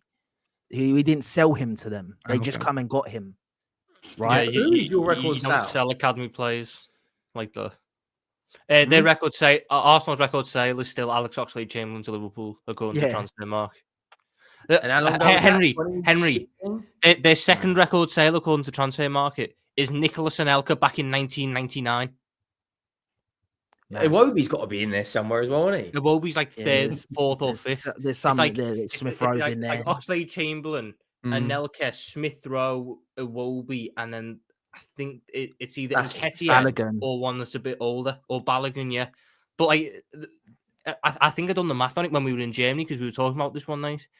I think there is a world where if certain clubs are in the Premier League at the same time, Arsenal would be bottom of the list for record sale. If like Leeds and Southampton and someone else were in the Premier League at the same time, Arsenal would be bottom. Yeah, that's the other side to this as well. The fact that he is this good and we've got him for like £1 million odd. It probably should have, it probably should have gone for, as you say, 5, 10, 12 million. Maybe there's more money that could have been raised there. The only team that had corruption was Juventus in 06. Listen, just do some research. There's definitely some others. And it depends what you mean by corruption. I mean, there's been cover-ups. Listen, there are multiple clubs in England that covered up mass paedophilia at their football clubs for decades and generations. So there's all sorts that have gone on here in the UK. There's been loads. I think the Premier League allowing the Glazers to buy Man United is some sort of corruption. How they pass any fit for proper persons test is crazy. And the fact that it's now illegal to buy a football club that way, I still think they grease people's palms to get that over the line. We need any money, especially with the new stadium coming in. Don't worry about this. I know a lot of people keep asking, how are you going to fund it? How are you going to fund it? You prats, big up Goldbridge. Look, they're not going to tell us how they're going to fund it. That element of business, they're going to keep quiet, and absolutely they should, because you're never going to reveal your hand. But that's going to be a combination of ownership investment, direct club money, sponsors, and they're going to sell land. It's very obvious to me that they already own the land where the new stadium is being built. They're going to sell the land where Old Trafford stands to developers to build buildings on for hundreds of millions of pounds. That's going to be a massive chunk of money that goes towards it. Then they're going to sell the naming rights. And again, I'm a bit like this. The St James's Park was suddenly called the Sports Direct Arena. I know it pissed off Newcastle fans. But for me, this is why these things don't bother me, because I just carried on calling it St James's Park. I still call White Hart Lane. I still call West Ham Stadium Upton Park, and it ain't even in the same town. So for me, it's just, if someone says, oh, you've called it the Apple Arena. No, I'm not going to call it the Apple Arena. I'm just going to, have you ever had a local pub to you renamed? I still call it the original. I'll tell you where this happened. Where I used to live on Canvey Island, there was a shop called Nearbys, right? It's called Nearbys. I had a paper around there when I was young till I got sacked and woke up late. Weren't good. And everyone else on the island to this day calls it Macy's, because before I moved to Canvey Island, it was called Macy's. Now, 20 years later, every fucker still calls it Macy's. So the point is, if we call it the Apple Arena, I won't. I don't care what it says on the official program. I don't care. It will still be Old Trafford. That's in Old Trafford, which is an area. It's an area. Yeah, I'm not even worried about it, mate. Like, give us some money. It's called the Spotify Camp Nou, isn't it? But no one calls it the Spotify Camp Nou. Exactly. It's all just no. By the way, Elon Musk, you want to give us £1 billion naming rights, we'll do it. But no, he doesn't own Apple, does he? He own X. Whoever runs Apple now. But yeah, look, just give me the money, bruv. Give me the money. I want the 100,000 seater stadium to watch all you rivals fucking cry your eyes out about how big we are. Do you know what I mean? The circus, yes, and you'd love to have a circus this big with the greatest show on earth. So yeah, it's great. Tell Licho over Gabby, don't trust his CB knowledge. Actually, your manager wanted him. It's not nothing to do with me. Your manager wanted Martinez over Gabriel. Don't blame me. You know what I mean? It is what it is. It is what it is. Before we get on to the big Premier League game of the weekend, Newcastle United, Philip, you take on the Scousers, and I can tell you this, right? I know there's a weird rivalry online between Man United and Newcastle fans. But I was going to say this now. Yeah, they I think a lot of older Newcastle fans hate us for what we did to you in the 90s. I think there's a bit of that. Do you know what I mean? And all the songs, you know. I do love the songs about your club we sing. The Alan Shearer one's my favourite. Do you know it? No. It's like, cheer up, Alan Shearer. Oh, what does it mean to be a fat Geordie bastard in a shit football team? I love that. It's one of my favourite songs. But yes, there's a little bit of rivalry between us and everything else. But I hope and I pray that you make some history this Sunday. You dunk on Liverpool and you stop this very good season potentially being a great one for them. But how do you feel about the final? Are you confident? Is Isak going to be available? I know there's rumours he was going to be out. And can you win your first trophy in many, many, many decades? Yeah, I think we should create some chance about Man United taking taxpayers' money to build their stadiums. But in terms of the football match itself, the pre-match game, we will. I'm looking forward to it in terms of we're strong underdogs, and it's been a very long road, 70 years long road, And Liverpool are formidable side, exceptional side. I think they get overly criticized for being successful, and the way people downplay the champions elect by saying the league has got less competition, therefore that's why they're winning it now, is ludicrous. And when we should all be looking at our own clubs and saying, why are we not a lot more closer to Liverpool at this stage? But talking to Newcastle fans yesterday on my channel and everything else, we're excited, and we know the uphill task that there is, but we're excited, and we know that, look, where this is an opportunity to get it over the line. It's a cup day, it's a cup final. Anything can happen on that day.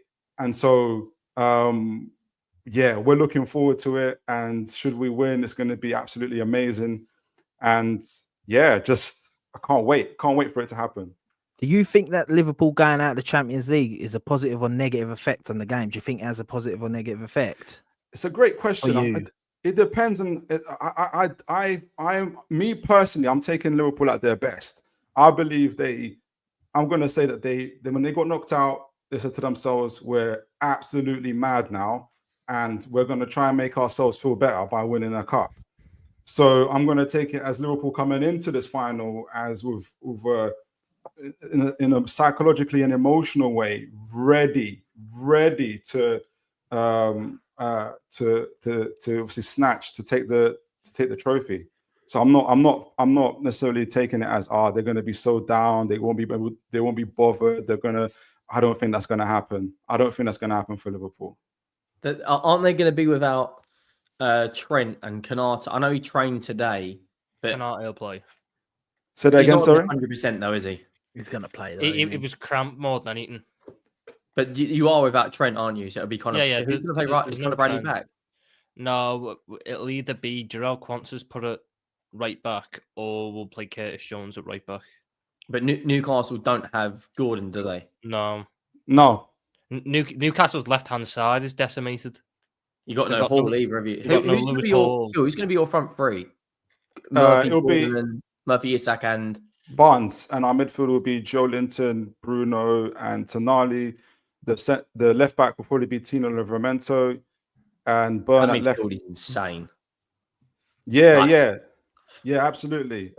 Season. Burn will be left centre back. He's called into England today. Well done to him. Right centre back Shaw, and right back Trippier with Pope in defence. I think. Look, Liverpool going out the Champions League was a massive shock.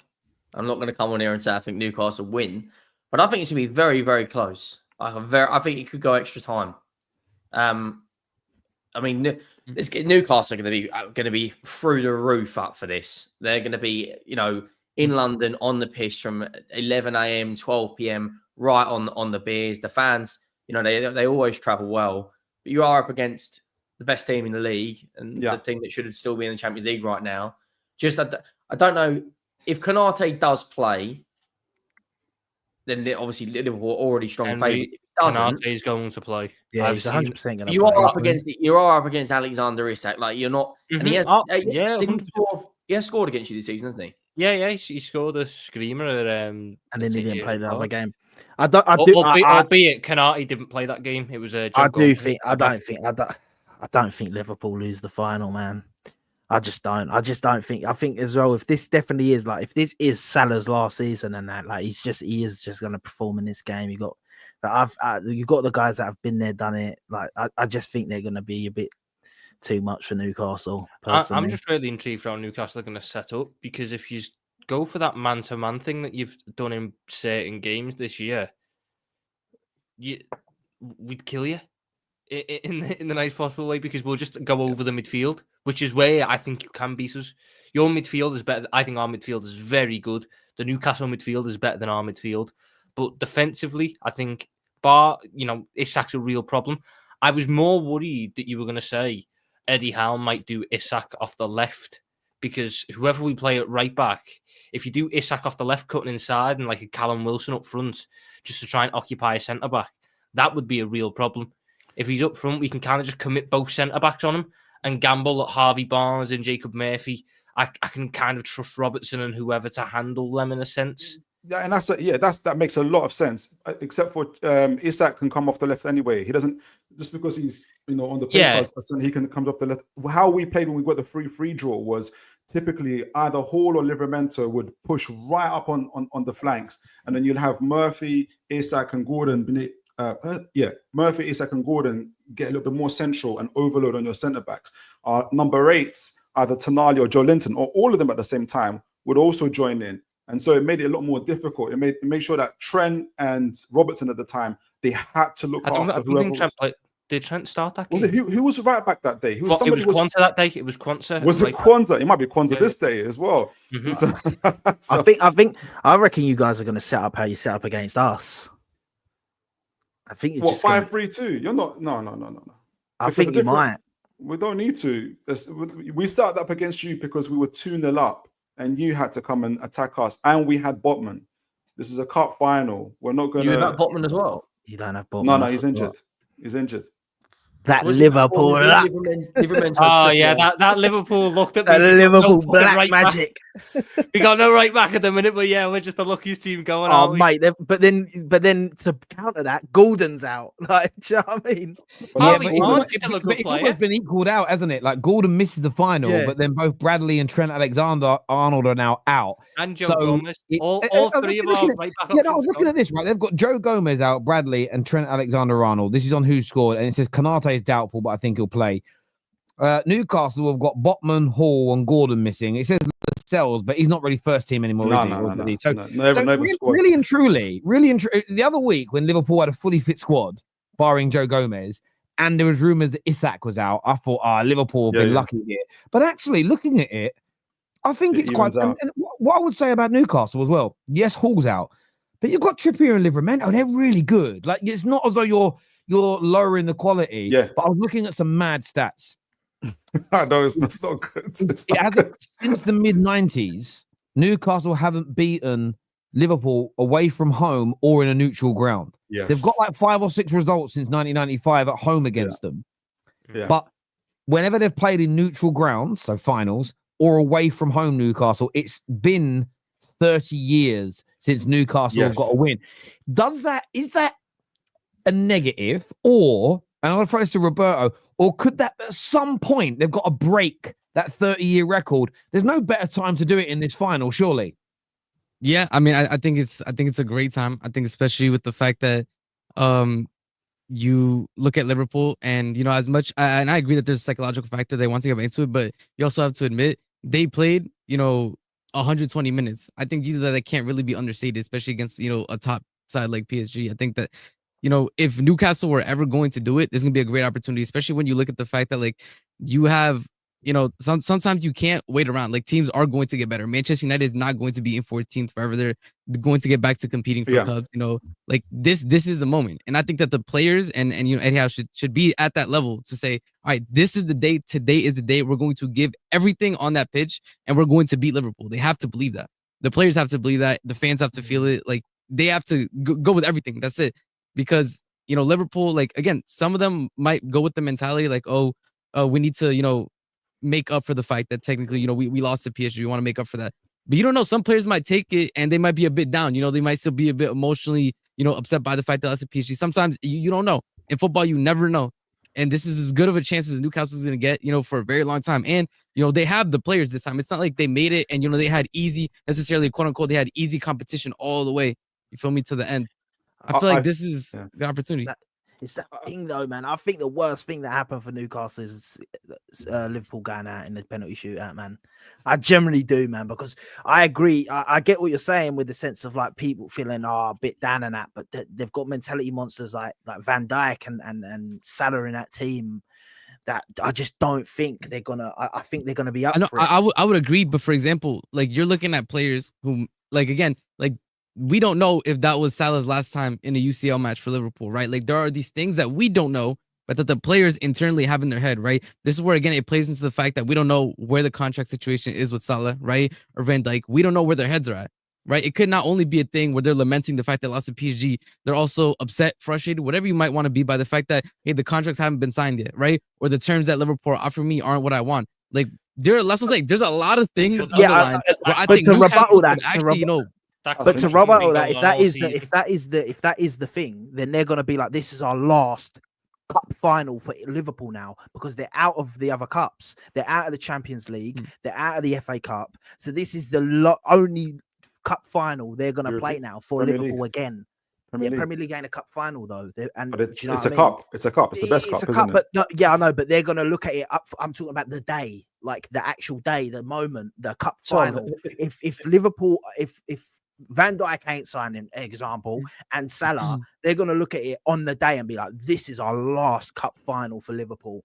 Salah's gonna play out of his skin that game, 100%. Definitely the fact that he played rubbish in that PSG match. Yeah, I'm telling you now, that geezer, in my opinion, is gonna play out of his skin. PSG. He weren't that good though, Tom. Come on, No, you weren't.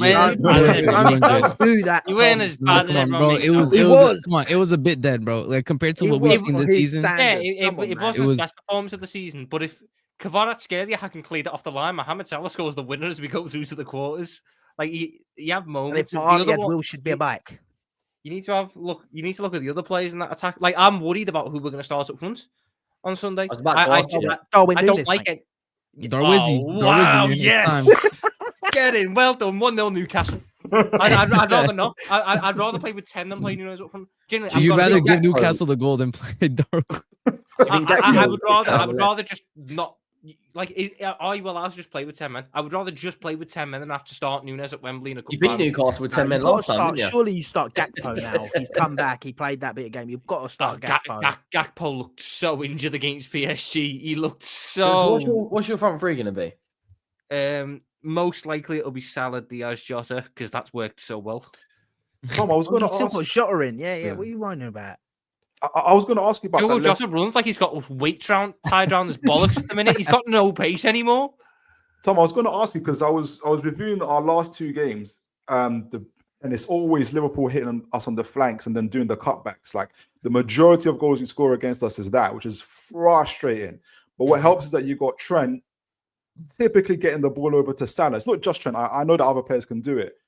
Do you see a limitation, or do you think in terms of like?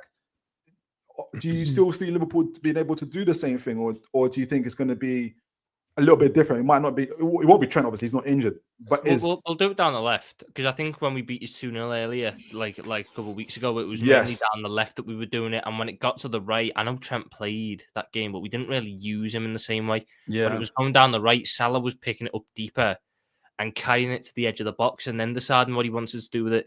And I hope Gakpo's fit.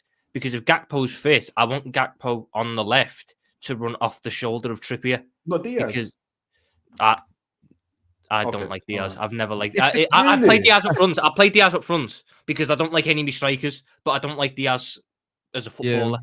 Really? So he's the type of winger I hate. He's fantastic. Sorry, everyone says this, but he went 4 months without a goal this season in the league. Oof.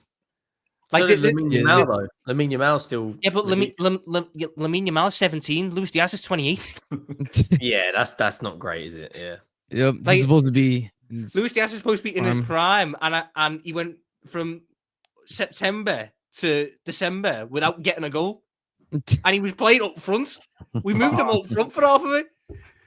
I've always liked Diaz's. I know people keep saying, "Oh, just because he dribbles," but dribbling technique. He's tall, he's athletic, he can take his man on, hold the ball up, and like you said, he can play against a versatile. I definitely take a point on the goal side of things, but like every time I see him like playing against him, like I'm always worried because the way I don't know why though, because like whenever I watch it, maybe because he plays for my club, that I look at him more cynically. Yeah, it's true. That's exactly what it is. Exactly what it is. It's like when my kids are noisy when we're out. I'm so embarrassed, but but other kids could be. Somebody else's children can be 10 times noisier. I don't even really hear it. I think that I'm not saying you're wrong, Tom. The output needs to be there, but I always watch him, and I think he looks dangerous for you. I think he looks like he moves the needle a little bit. I just think eye-catching moments are very eye-catching, and they're able to mask what is an overall pretty drab performance. I mean, PSG. I hear that. After the PSG game, everyone's going, "Oh my god, he was the best attack he had," and I go, For the first half, he done nothing except lose the ball every 3 touches with his dribbling or pass backwards. Then he had a 10-minute spell to start the second half where he beat Marquinhos a couple of times and he beat Hakimi once. And then when the big moment fell to him, Salah played him through one-on-one. He decided to take a touch back and pass it to the defender instead of shooting. Yeah. And then he done nothing else for the rest of the game. He's someone who looks busy and looks energetic, but I like my wingers to be more like a Gakpo who maybe doesn't look as busy. Maybe Gakpo gets accused of being lazy and stuff, but when they get the ball, I know that there's going to be a correct decision made and there's going to be a dangerous moment created. I understand that. Look, viewers, give us your score predictions for this game. We're going to go around and get everyone's now. Giuseppe, what's your prediction, bro? Starting with me. I reckon it's going to be 3-1 Liverpool. Oh, it's a lot of goals. Roberto? I think it's gonna be. I'm gonna go 2-1 Newcastle, man. Henry. 1-1 Newcastle on pens. Yes. Tom Little. 1-0 Liverpool, because that's about the way everybody goes. And what about yourself, Phil? Are you feeling confident? You feeling confident, or are you gonna go with a different type of result? What are you saying? Nah, I'm so nervous. I was super nervous, super excited at the same time. I think we'll win it 2-1. I think it will be injury time. We've played over by about 2 minutes, and Liverpool fans are going insane. And Bruno scores, and 2-1. So I can see you're still not over the Fabio Carvalho goal from a couple of years ago either. I see that one still lives in the mind. There we go, viewers. Give us your score predictions. Another big game. This weekend, Arsenal take on Chelsea. I always feel, no matter what, it's a big match. Giuseppe, how are you feeling about this? Do you think you could hurt Chelsea's season further? Is it going to be a mid-off, as people are suggesting? Could it be a battering for Chelsea? Could Arsenal struggle to score? How would you see the game panning out, mate? I don't think Chelsea are going to get battered. I don't think it's going to be battering. I think it's going to be quite a close game. I do think we're going to win. I think obviously we got Martinelli back now. Martinelli always seems to play quite good against Chelsea. I think we're going to beat them. I think Chelsea fans are going to really think they're going to come and do something. You never know. I just don't think that Chelsea have looked. The problem for Chelsea coming up against us is we don't score a lot of goals. We've been struggling to create a load of chances.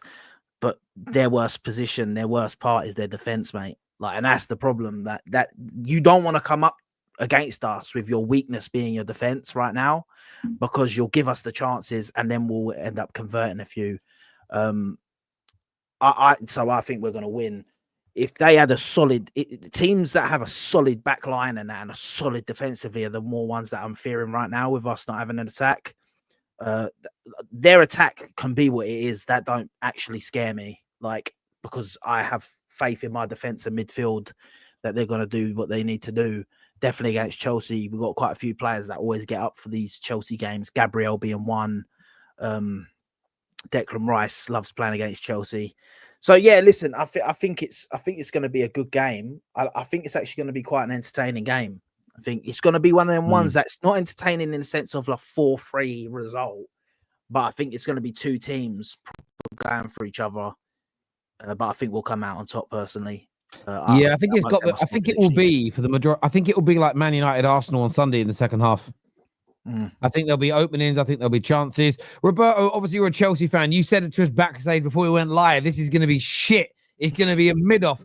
Do you still think that, or in the last 90 minutes has your mind changed? Nah, I still think it's gonna be a mid-off. I'm not gonna lie. I think both teams do not have an attack that really inspires any confidence. Let's be quite honest. Me personally, I'm not excited just because of the fact that, unfortunately for me, I have Robert Sanchez as my goalkeeper. I do not trust him. We saw what he did last season. Against Arsenal, literally just passed it to Declan Rice and started the comeback. They were 2-0 down. It was pretty much out of sight, and he played them back into the game. So I don't see it. I think the midfield battle is going to be interesting. I think it's going to maybe potentially be the most interesting part of the game, because I think both attacks are going to be very toothless, uninspired. I think it's going to be a draw, quite honestly. I don't have high expectations. I don't think anybody should go into this game thinking that it's going to be, high scoring or really anything pretty to look at. It's not. But it is what it is. I think that there's still, something to maybe be had in the game for us if we get an opportunity to. But with the form that our players are in, especially Palmer, like I don't really have any hope. I think if somebody was going to take the victory, I think unfortunately it probably would be Arsenal. If I'm being realistic, but I think it's going to end up being a draw. This is my thoughts on it. Can I ask Is Sterling allowed to play, or is he like because of his on loan? Like, can he play this game? Oh yeah. I'm not sure. I I don't think he don't can. think he I don't can. think he but can. I don't think he doesn't can. really I matter. was gonna say, It probably does yeah. us a Obviously, favour. he got a couple of assists against PSV. So No, he can't. He can't play because he couldn't play the last game against Chelsea in the is he league. going to go 1 Oh year? no, what a real blow for Arsenal. Yeah, that's it now. I'm changing my result. Actually, Chelsea are going to Yeah. beat us. Roberto, No, who do yeah, you think is- it's going to be Wanyeri. It's going to be Wanyeri, Yeah. Moreno, and it's either going to be Wanyeri, Moreno, and Martinelli or Trossard, right? Trossard and Martinelli on the bench, or they're going to play Trossard up top and play Martinelli and Wanyeri. I think a draw's a safe. If I was a betting man, that's what I'd go for. I mean, Chelsea. Yeah. Your goalkeeping perspective is not great by any stretch of the I imagination. hate But Sanchez, man. the one that's going to get criticised if he has a bad game yet again is going to be Cole Palmer. He's the one that everyone's going to look at. It's a big game away from home. You got the Conference League and the top 4 left to play for this season, where Arsenal are just, looking forward to Los Blancos. I think there's a lot more, hell of a lot more riding on it for you boys. And if you have another bad game, I mean, last year you got battered. What was it, 5-0? Yeah, 5-0. I think if Arsenal turn it on, I think they win the game. But I just think got to have a feeling that a 1-1 draw. Henry, the one thing I will say is, like, I generally believe that, for example, if we play the way we played against Manchester United on the weekend, although that was a draw, if we play that way against Chelsea, we win the game. Because I think Man United are more resolute at the back and better defensively than Chelsea. I just don't. Yeah. But I would just argue I would argue we have a better midfield though. That's what I would argue. That's what I'm saying. The midfield And battle who? is be Man interesting. United. Yeah. Yeah. Yeah. You also that's did what I'm give saying. them That's what I'm saying. I think You do. if Arsenal find a way to bypass their midfield, that's where I think it gets really, really ugly. Because from what Maresca was saying, it appears that like we're probably going to do what we usually do in big games, where we have Lavia playing as well as an option. So we have, Enzo, Lavia, Caicedo, and I think if you have Lavia, Caicedo shielding the backline, I think if you manage to get past them, Denzel, and that's why I really think that you can hurt us. That's what I'm saying. It's going to come down to that midfield battle, right? Like if we limit the amount of opportunities that you get, then maybe we could get something in this game. But Roberto, who would be your front? Who would be like your front three? it's definitely going to be. It's probably going to be Neto up top. It's probably going to be Sancho Neto, and Nkunku? Sancho, and Nkunku. That's just kind of where we're at right now with the injuries. 1 minute. Sorry, but you said the midfield of. So where's Palmer? Oh no, Palmer's in the 10, but we're probably going to be playing Caicedo as right back, inverting into midfield. Oh, 'Cause okay. That's what he's done this season in big games in order to get all three of them on the field at the same time. I think especially with the way you did that against us, didn't you? In the they get 4-3 win. Yeah, and then obviously once we went down 2 goals, we had to be more offensive, so we had to take off Lavia so Caicedo could play more in the middle and win the ball back higher up the pitch. But yeah, in big games, that's how he set up this season. So you don't think Fofana will play right back? I mean, Fofana's gonna be playing in the back 3, but no, probably not. Okay. Most like it's probably gonna be Cucurella, Colwell, Fofana, and then Lavia is also on like kind of like an injury thing, so I'm assuming he'll be probably subbed off second half, and we get Reece James on. Are you concerned about your attack? Because Yes, Arsenal are that's why I don't think we're gonna win it. team I out think the there. best we can get is a draw. That's what I'm saying. I think the best we can get is a draw. I don't you see us. scored 3 goals over 2 games against Copenhagen. 1 against what was it, Leicester? Yep. Fair enough, you battered Southampton, but let's That's be honest, Southampton, bro. they That's are Southampton. a mid-championship side. And then Mhm. before that, you got battered twice by Brighton and by Villa. Like if Arsenal want to, they can just take a draw. But do you know what? I'm going to change it. I'm not changing a draw. Arsenal win this game 2-0. You got to remember with Arsenal as well, rested Saliba, rested Timber pretty much, rested Thomas Partey. A lot of resting. I don't in know why our I was team. saying a draw. It's an interesting one for Chelsea because they've got 4 wins on the bounce, but then you look at the 2 games against Copenhagen, the 2 worst teams in the league. Prior to that, Villa beat them, Brighton beat them. It took a massively deflected goal to beat West Ham. City beat them 3-1, and City don't beat anyone up really these days. They did well against Wolves, and they drew with Bournemouth, drew with Palace. We're getting back into like January now, but I feel like this is a really interesting test for Chelsea. Have the last 4 games just been wins against inferior opponents, or have they got back towards that form that saw them win 8 games on the bounce in December and people started talking about title contention? And although I understand Roberto's prediction that it could be a mid-off and a draw and not particularly great, at the same time, Chelsea attack a lot, and that may play. I feel like you've got to adapt, not your system, but your game approach, and try and sit back and be deep and hard to break down. Because I think if you give this Arsenal team, even with their injuries, space, I think they'll exploit it, because Brighton did, Villa did, City did, Bournemouth did, Palace did. And look, Arsenal haven't had a great season by the standard set out just over the last 2 years, but they're better than all those teams. The league table doesn't lie. So I'm really intrigued by this game. I'm excited to see which, and equally with Arteta, I think if he tries to dominate the ball and pin Chelsea back, I actually think that could play into Chelsea's hands as well. I think that the team that wins this game has to afford possession to the other side at the right times in the match and make them attack you. It's almost, you've got to almost lure your opponents out with a bit of a trap and then spring on the attack. But it almost feels like that's Arsenal under Arteta have had many a pragmatic game. It's in there. I'm not sure if, and maybe I'm misreading Maresca, I'm not sure if that's how he tries to play. I feel like Chelsea are far more open in most games they play in. So yeah, I'm really intrigued to see how this one plays out. I really am. Really am. I just think that Arsenal's attack, I think if they weren't Trossard as the false 9, Martinelli and Nwaneri, it'd be a little bit more threatening. But I think that teams are finding it very easy to neutralise Merino up front, because Mikel Merino has one way of attacking. Whereas I think, and there's also, I don't know who'd be starting at left back for Arsenal, but I'm not the biggest fan of Madueke, but he can beat a man.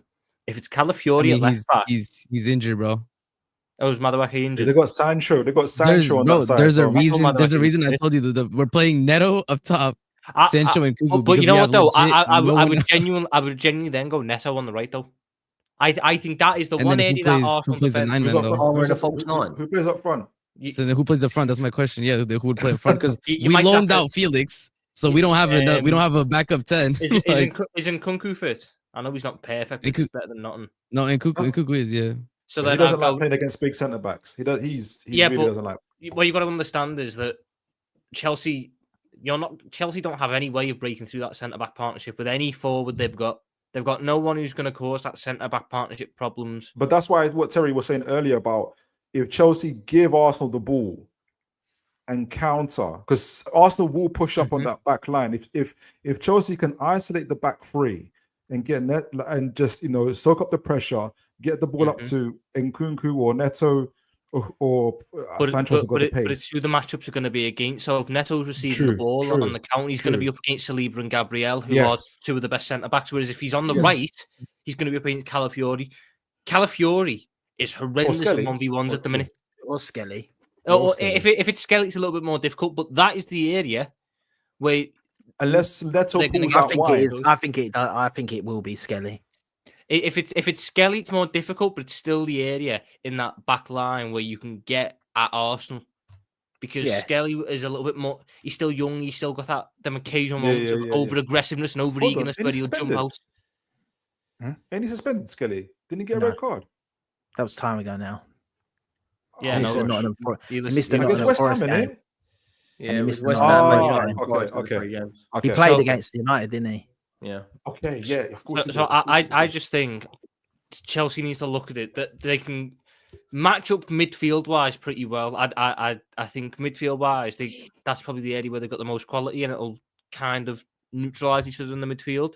I wouldn't be shocked if Arteta went really physical with his midfield.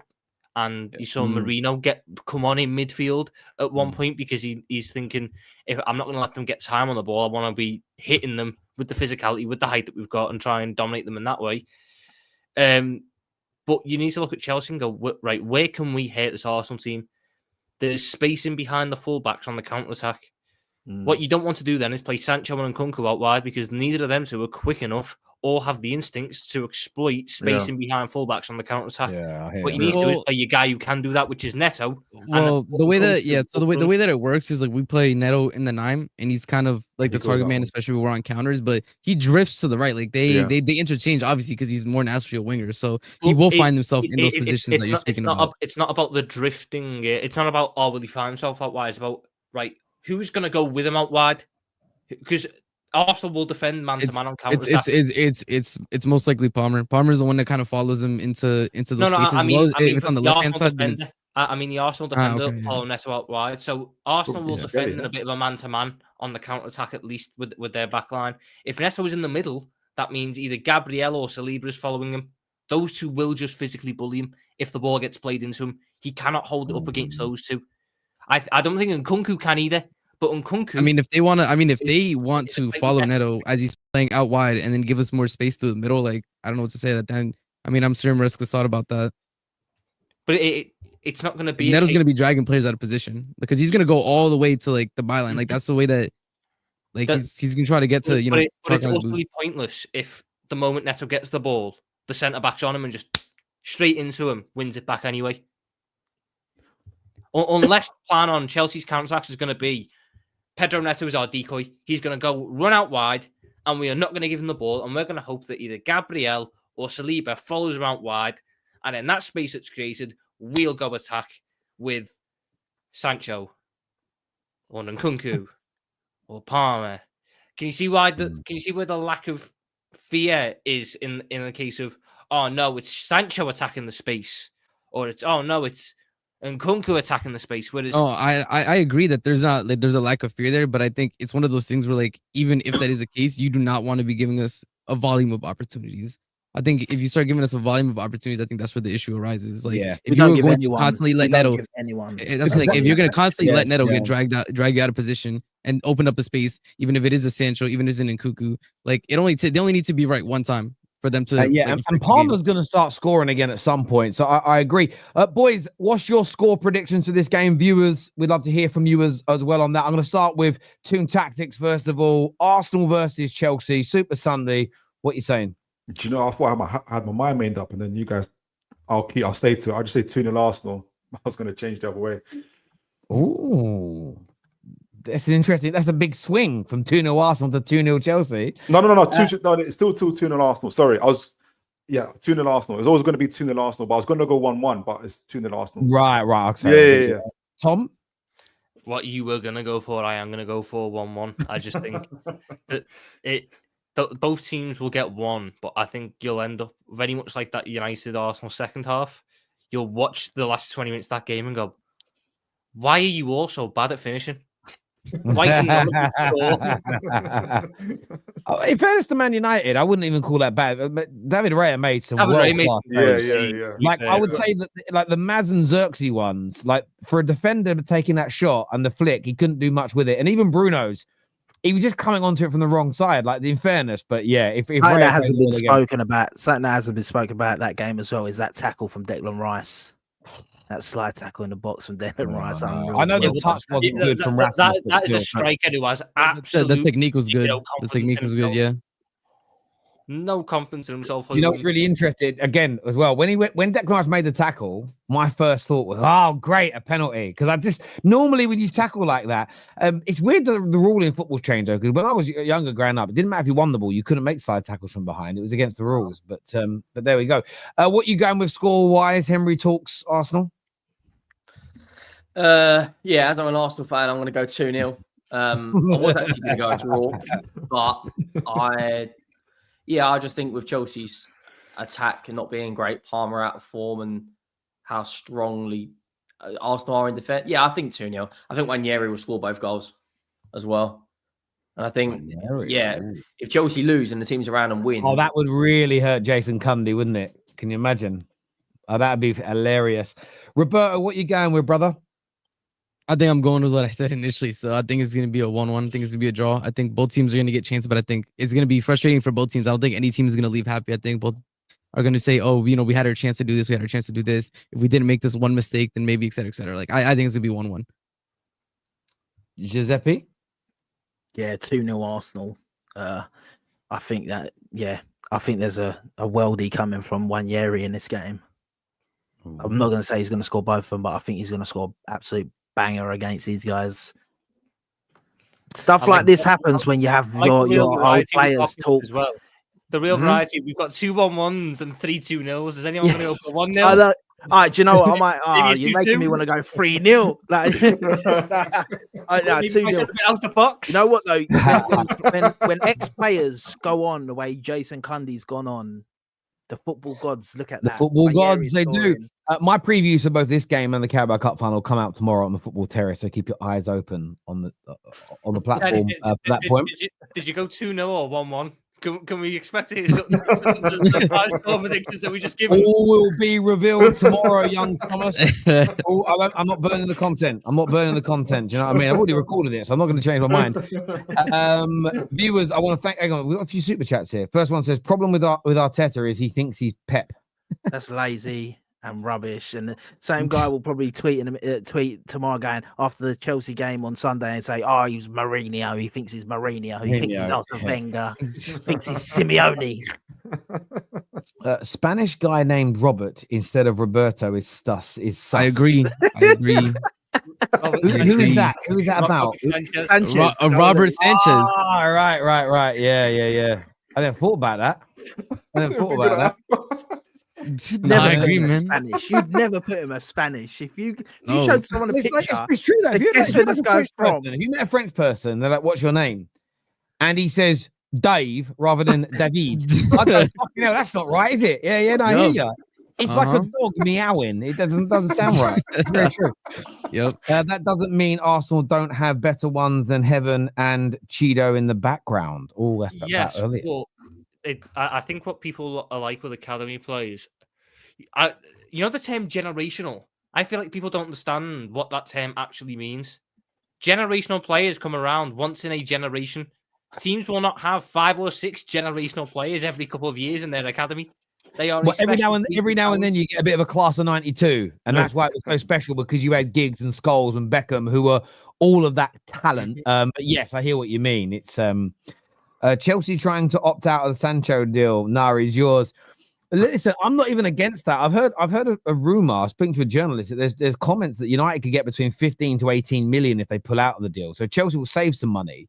But actually, if we then go and sell him on for another 10 million, we'll be making even more cash. So I'm not overly that bothered as a United fan. Was that Instagram message real? Was that Instagram comment where he said, "Can I join Villa"? Was that one? I don't know. If that's real, that can't be. There's no way Sancho. I doubt it. I doubt it's real. I really, really do.